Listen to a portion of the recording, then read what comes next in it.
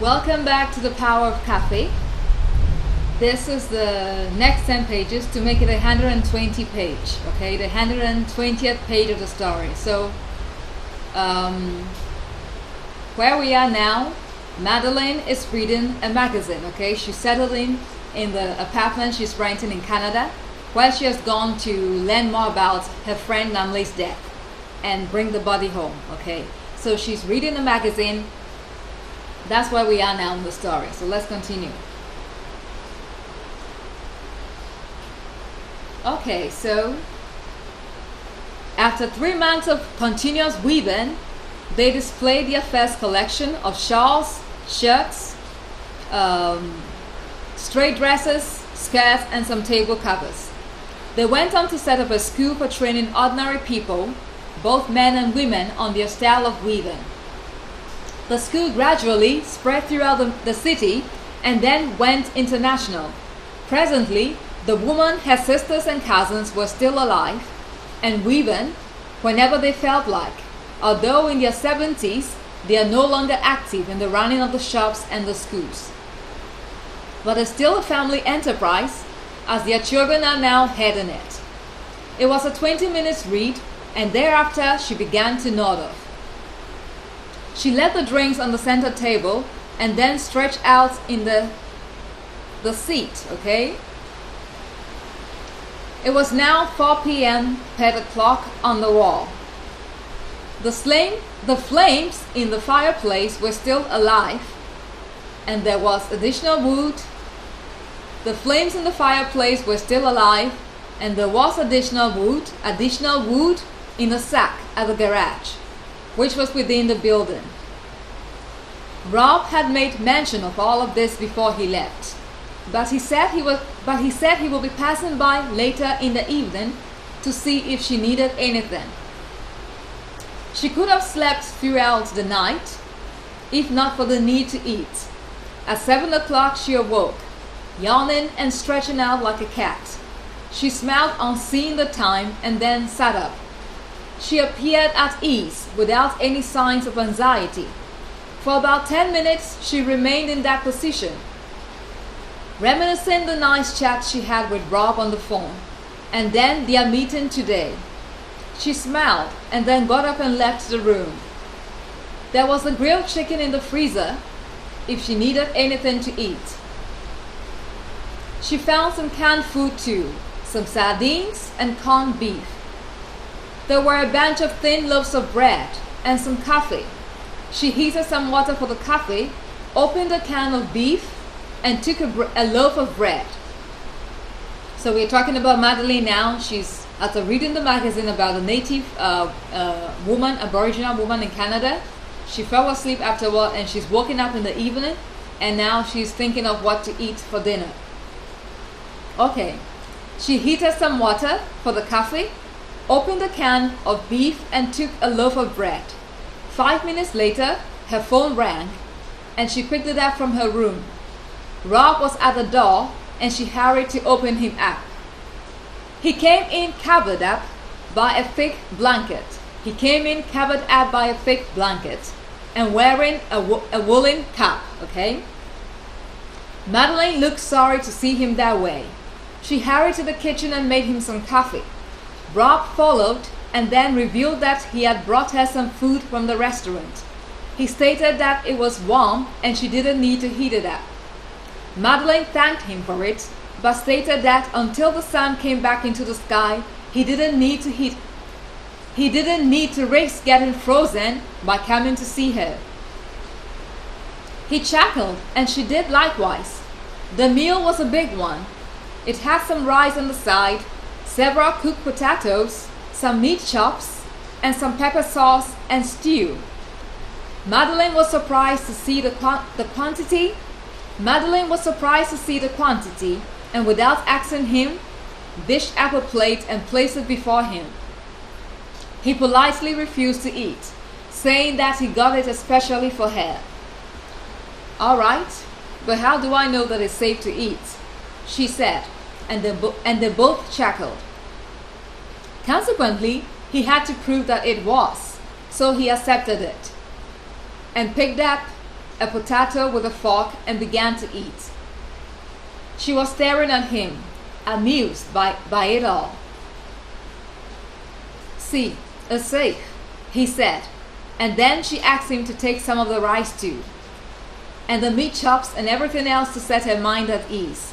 He complied, and then she began to eat. They chatted, chuckled, and laughed heartily at jokes they both shared. He left her around 9 o'clock after spending some time at the fireplace, warming up for his trip back home. Fortunately, he had come in a car, and so he simply drove away, avoiding the chill outside. After locking up the doors, she took a warm shower and then picked up a dress from the closet to wear the next day for her meeting with the administrator of the St. James Specialist Hospital. After locking up the doors, she took a warm shower and then picked up a dress from the closet to wear the next day for her meeting with the administrator of the St. James Specialist Hospital. It was an unannounced visit. No one knew she was coming.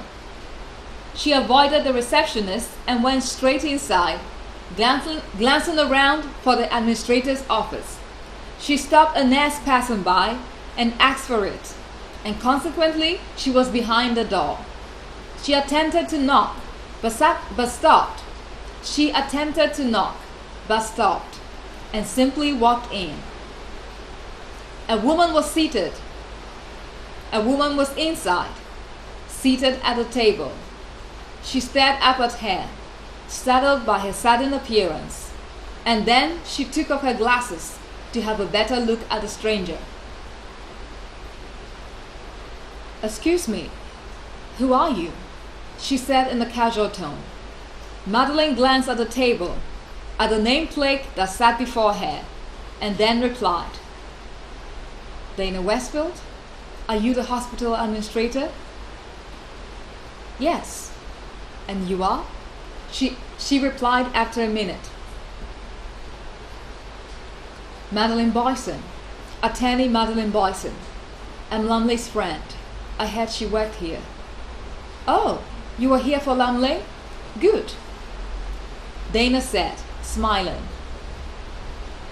Madeline sat down and began to question her. "I want to know what happened to her, the full story," she said in a casual tone, looking composed. Dana softly smiled and then replied, "Miss Boyson, if you're looking for details, then this is all we know. Lumley was fine, from all accounts. By accounts, I mean the testimony of her colleagues. Everyone who saw her that morning on the 5th of August could testify that she was okay. But later, without any explanation, she just fainted. The nurses who rushed to her aid said she was feeling dizzy, and then she got weaker and then collapsed. A doctor checked on her and he found that she had suffered some injury to the head. It seemed it was internal because no one saw her bleeding. There was nothing. So she was unconscious, and then they managed to revive her. But soon afterward, she fell unconscious again. And unfortunately, they couldn't revive her. That's what happened." Madeline was quiet, pondering over what felt like the truth to her. She could have accepted it and taken her friend home for burial, but there was this doubt that could not be quenched that easily. After some minutes, she responded to her. "The nurses who saw her, those who found her dizzy, who are they? I want to speak to them." "Of course, I will let them know," Dana said, and Madeline sharply remarked, "Can you call them now? I really need to speak with them now." Dana softly smiled, looking at her, and then replied, "Miss Boyson, Lumley's death is hard on us too. Of course, as her employer, we are also worried about what could have happened to her. Investigations are ongoing, and we hope we find something soon." As to the nurses who found her dizzy, I would inform them about you when they are free. That sounded like a good excuse for her. Thus, she didn't object to it, okay? So now, we're talking about Madeline meeting with Dana Westfield, who is the administrator of the hospital where Lamley worked, okay? She's come there to find out what happened to her, what caused the demise of her friend Lamley. So that's where we are now.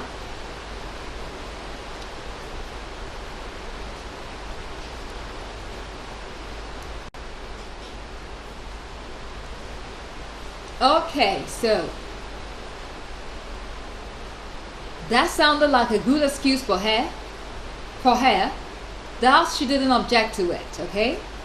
However, she wasn't finished yet. She looked pensive as she stared at the table. Suddenly, she blurted, "You said she was all right until later. When was that?" "Later at what time?"